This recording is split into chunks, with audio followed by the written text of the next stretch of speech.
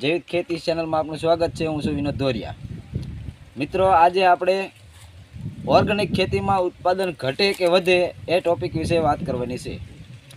મિત્રો, જો કોઈ પણ માણસ કહેતું હોય કે જૈવિક ખેતીમાં ઓર્ગેનિક ખેતીમાં ઉત્પાદન ઘટે છે તો એ વાત હાવ ખોટી છે। મિત્રો, જો 100% ઓર્ગેનિક કરશો તો જે તમને રાસાયણિક ખેતીમાં ઉત્પાદન આવતું હોય એનાથી દોઢું ઉત્પાદન આવશે। અને જો તમે કાંઈ ચૂકી ગયા તો થોડું ઘણું ઓછું આવશે પણ તમારા ખર્ચા ઘણા બચી જશે। મિત્રો, માનો કે તમે વેસ્ટ ડિકમ્પોઝર અને જીવામૃત પાવો તો એમાં તમામ પ્રકારના બેક્ટેરિયા આવે છે। તમે માનો કે ડીએપી નાખો છો, પછી પોટાશ નાખો, સલ્ફર નાખો, નાઇટ્રોજન નાખો છો, એનપીકે નાખો છો, ઓલરેડી આ બે વસ્તુમાં બધા જ બેક્ટેરિયા છે, કોઈ પણ નાખવાની જરૂર નથી। જો મિત્રો, હું તમને એમ કહેવા નથી માગતો તમે જેટલા વીઘા તમારી પાસે હોય એટલા વીઘામાં ઓર્ગેનિક ખેતી કરો, ખાલી 1 વીઘામાં અખતરો કરો। જો તમને સારું રિઝલ્ટ મળે તો આવતી સાલ પછી થોડુંક વધારજો।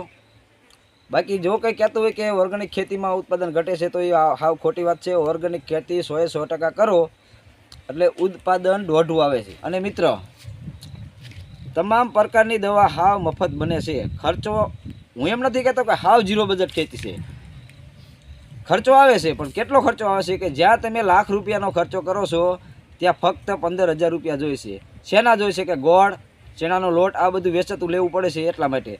બાકીની તમારે ઝેરી દવા કોઈ પણ છાંટવી હોય તો એ હાવ મફત બને છે।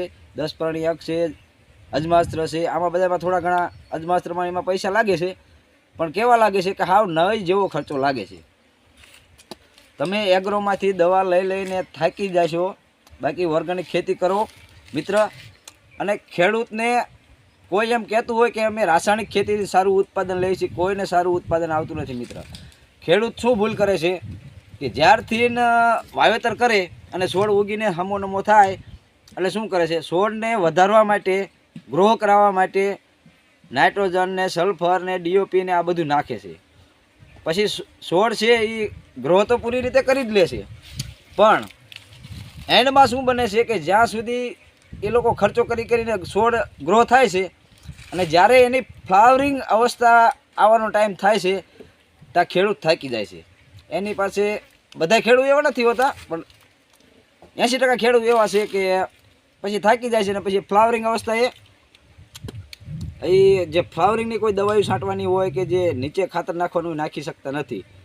પછી શું થાય છે મિત્ર કે ખેડૂત એમ કહે છે કે જે થવું એ થાય, એના હિસાબે પણ ઘણો બધો ઉત્પાદન ઓછું આવે છે। ને ઓર્ગેનિકમાં મિત્ર એ નથી બનતું।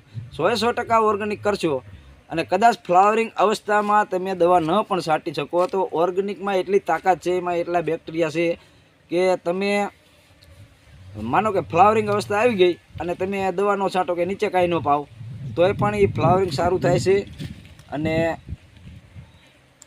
અને મિત્રો, જ્યારે ફ્લાવરિંગ આવે ને તમને કદાચ એવું લાગે કે ફ્લાવરિંગ ખરે છે તો ઓર્ગેનિકમાં એવી દવાઓ છે કે જે તમને હાવ મફતમાં ફ્લાવરિંગ ન ખરે તેવી દવા આવે છે બનાવી। અને કદાચ તમને એવું લાગે તો મારો કોન્ટેક નંબર આમાં આપી દઈશ, ફોન કરીને પૂછી શકો છો।